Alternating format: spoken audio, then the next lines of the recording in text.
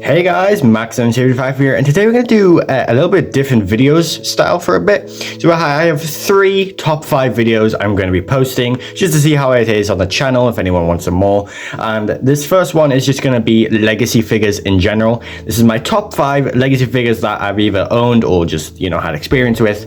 And yeah, so we'll just get into this. This is a look back on all legacy figures, and right now the first one's gonna be a bit weird, so I'm gonna use this as a stand-in figure. So here we have the Blitzwing mold. Now no, Blitzwing is not on my top 5. It's actually Legacy Skyquake. Now I don't actually own this mold, but I am trying to find it, either Dreadwing or Skyquake, I don't really mind, but I have actually experienced the mold. I have held the mold. I have felt to have transformed it. I know what it's like, so I can't put it on the list because I know it. And yeah, it's probably one of my favorites. I love the look of it.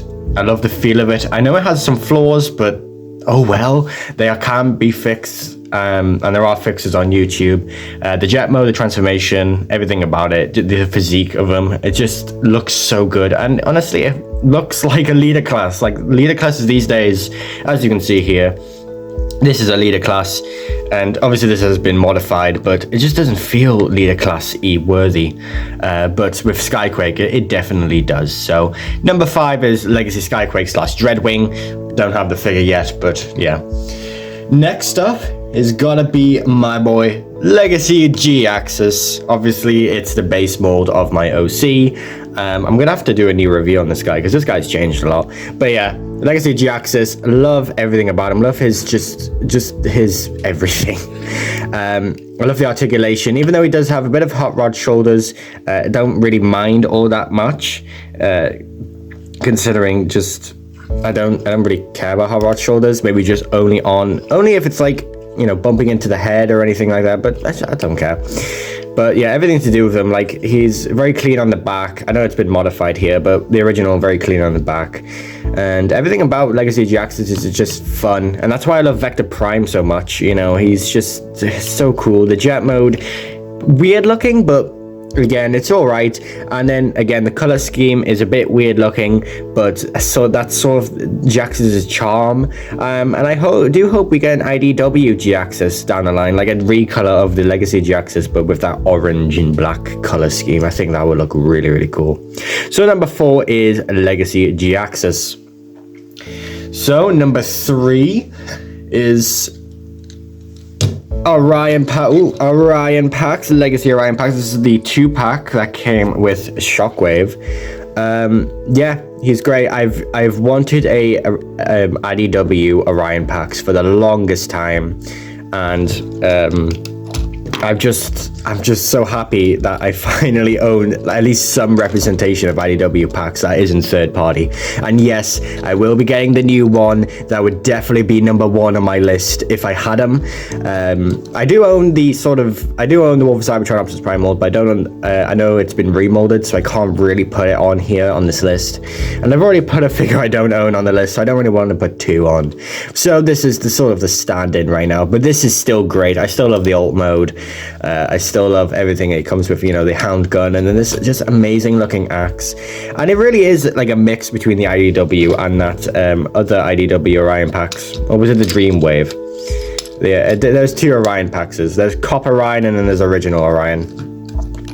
But yeah, this one's just, I love it. I've given him, a custom shield, and then I've given him a new axe made out of Hoist's gun and a red Optimus Prime axe, and I think it just decks him out a lot, and I think it looks really, really cool. And the Hound mold, again, Siege Hound, is actually really, really good.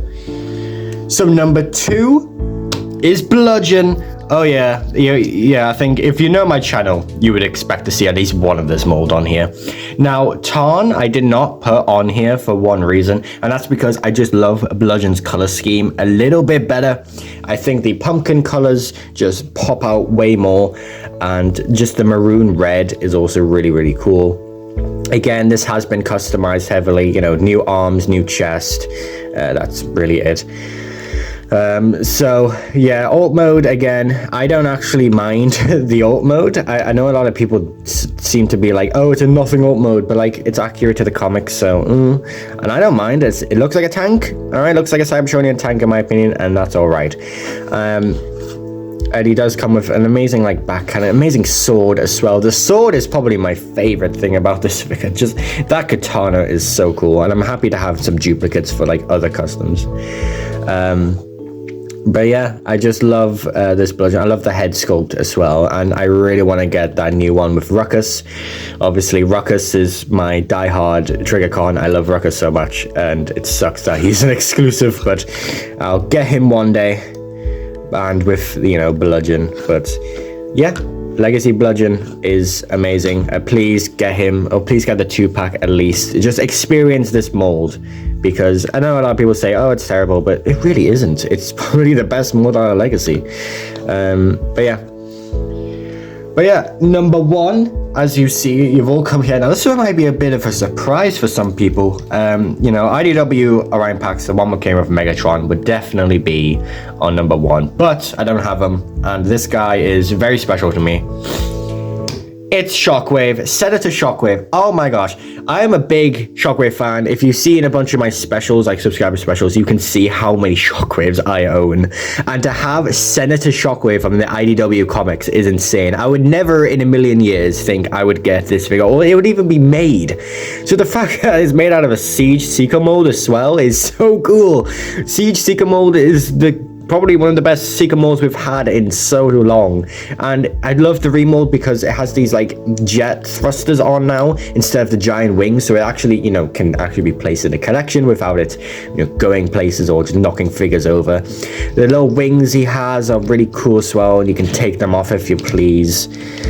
Just Senator Shockwave. I love the color scheme they chose as well, the more Ultra Magnus-y looking colors. Now, I do hope they make the green, white, and blue color scheme down the line. That would be really, really cool, but I doubt it. I would like to see maybe that color scheme with a actual Shockwave 2-pack, like a purple one, maybe from IDW Comics. Or heck, they could package him with a Gamer Edition Fall of Cybertron Shockwave, or Wolf of Cybertron Shockwave when they make them, because that was a design he had in the IDW Comics. And I think it was his last design before he got transported to you-know-where, if you know what. But yeah, alt mode is great.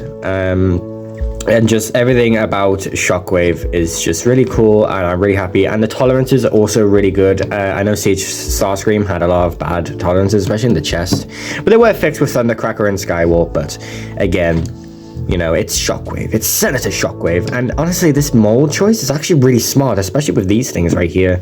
If you've seen the comics, you would understand. So yeah, that was my top 5 Legacy figures of just 3 years of having the Legacy around. There was definitely a lot more I could have probably added on, but either I don't own those figures anymore, or I just didn't get them. Looking at you, hotshot. But yeah, those are my top picks. Obviously, this is supposed to be Skyquake. And yeah, I'll see you all later in the next top 5 view. Bye-bye.